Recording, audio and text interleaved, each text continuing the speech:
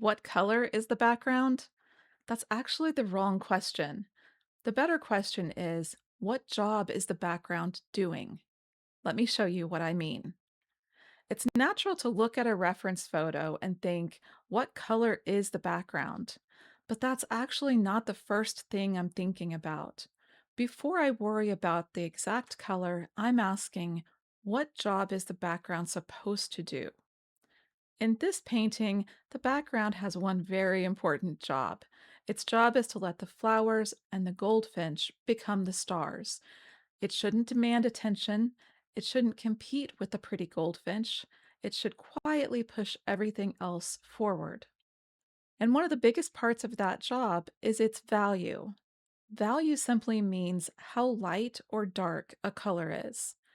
It sounds much more complicated than it really is. If the background is too light, it starts competing with the flowers.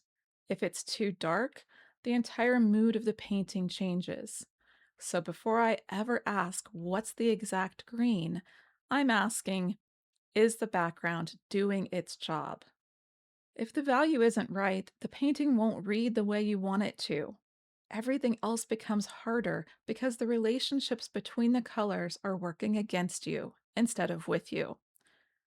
I have a free printable value scale on my website. Feel free to download that and print it out. I'll leave a link in the description below. Every color has a job. Every value has a job. Every brushstroke has a job. When every part of the painting is doing its job, the painting begins to work as a whole. Before you ask, what color is it? Ask, what job is it doing? If this little painting conversation was helpful, I'd really appreciate it if you'd subscribe, like the video, and leave me a comment below. It helps YouTube share these lessons with more artists, and I'd love to have you along for the journey.